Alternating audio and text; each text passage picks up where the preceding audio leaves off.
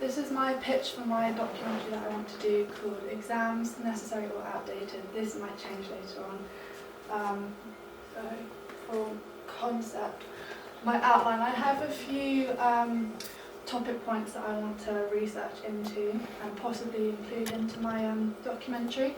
Some of them including the research into exams, if they should be abolished, and if so, what are the alternatives to exams, and looking into countries that have actually abolished exams and what outcomes they've seen, whether they're positive or negative.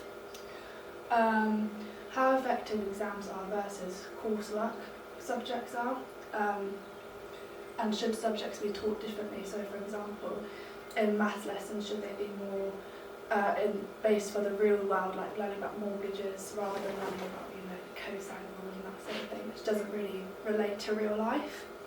And then obviously solutions or alternatives to exams, which is going to be my main topic. Locations. I want to be able to film in college and vocational classrooms like art classrooms and photography classrooms, and then academic classrooms like history or geography, show the difference in the classrooms. For my interviews, I want to film mainly outside to show the contrast of a school environment, so in a park for one of my interviews. One of them will be over Zoom, which I'll get into later, and somewhere, a neutral environment, like I said, like a living room, like in my house, for example, for a group of students that I would like to interview. There are other locations that I would like to use if I decide to present my documentary, like Henley Town Centre as a establishing shop for Henley and the college itself and for my students that I want to interview. My rough runtime for this documentary will be about 15 minutes, which I'll also get into later. My inspiration. So this is the mood board that I created during my idea generation. As you can see, I've got my inspiration for what sort of lighting I'd like to use, which is my 3-point lighting, different sort of interview styles, so conversation, sort of interview with my GCSE students. And these are the photos that first come up when I looked up exams, and as you can see, they're not in the best mood and they're not happy, which is why the first thing you look up when you look up exams is students are in stress, so that's why I thought it would be a good idea to have a documentary about this.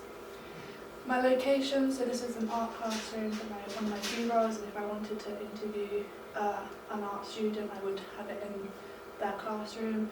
This is an ordinary type of classroom for academic subjects. This is where I'd interview my teachers for academic subjects, and then a park for one of my interviews. Film Festival. So I decided to enter into the UK Student Film Festival as it is purely a student film festival. It celebrates young filmmakers and gets them recognised within the industry, which I think would be a perfect stepping stone for me. The topic, the one that I'll be entering, is a documentary student short, which means I cannot go over 15 minutes, hence why my rough run time is about 15 minutes. My final submission date for this film festival is August the 15th, which fits in well with the timeline of my course. All they ask for is to make sure that you are passionate about the subject you're doing a documentary on and show that it's unique, which I think I'll be able to do well as I am passionate about this subject.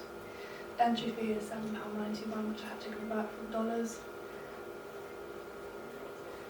Why am I producing this? The main reason why I want to produce this documentary is to show that, or to get the message across that change needs to be made now. But I also want to gather information on why people agree that exams are still necessary and why they're still important for certain people.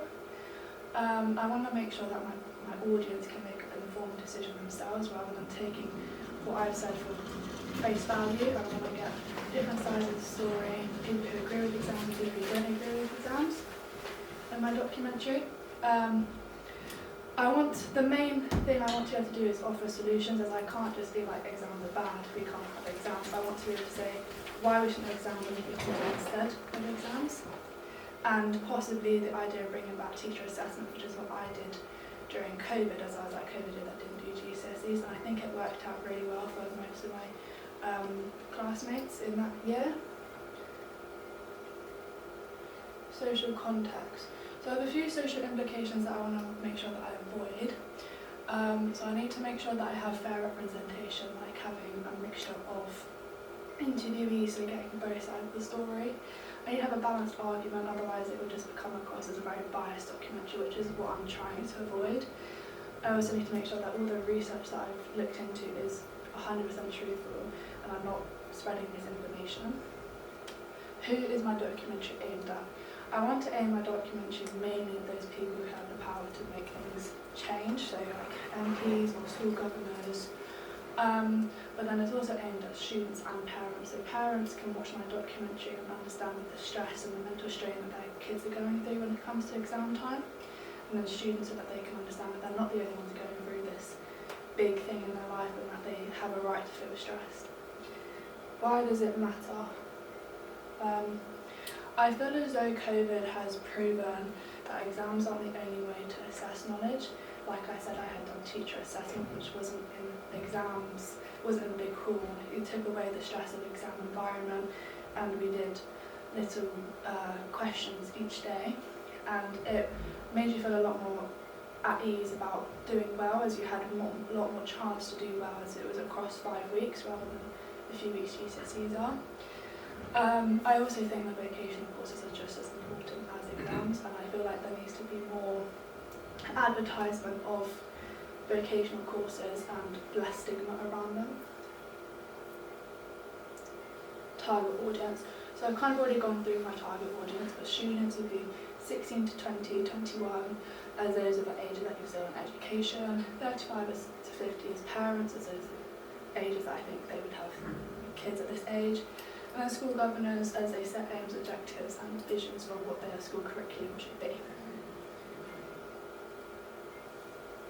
Overall, my idea, I have a few people that I would like to interview.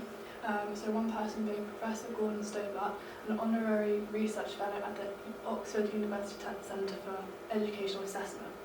He has had a big influence on how Scottish have changed their ways of education, and I think he'd be a really good person as he specialises in assessment and how they actually help students. I want to interview my former biology teacher, who has just recently won the National Biology Teacher of the Year award, and I know he has very strong opinions and views about this, as I have spoken to him before. And then obviously my GCSE students. This is my production plan. My few key dates are here. So 28th of March is when my research and planning is due. Today was obviously my pitch day, so this is very important. 23rd of May, my submission of work, and then the 2nd of June to the 6th of June is my referral week. Thank you for listening. Is there any questions? Yes. It's more than, because I know it's happened to me, I've looked back on like exams that I've done in the past and I can't answer anything from them now, like after a year of not taking them. So do you think that's like the same, and that we should probably just learn from notes and books? Yeah, that's exactly why I think teacher assessment would be a good way of assessing, is I feel like you can do little exams after each term, and then at the end of your year you can gather the average score. I think that's a better way of assessing your knowledge, as you have more chance to do well, and there's not the big 3 weeks at the end of term at May where you have to remember everything, because you're not going to remember it later on. Within this documentary, are you going to solely create an unbiased view, where you just kind of step back from your own personal views and kind of interview people from both sides of the aspects, or are you going to bring in your own opinion within the documentary and share that with the audience? So I want to possibly present my documentary, Right. So when I present, I will say my own views on what I think about exams, but then I also really want to get people who do agree with exams, so that even at the end of my documentary, that my opinion can be changed, and I want everyone else to have an informed decision on what they think exams are, they're good or bad. So I don't want it to be biased at all, basically. Okay.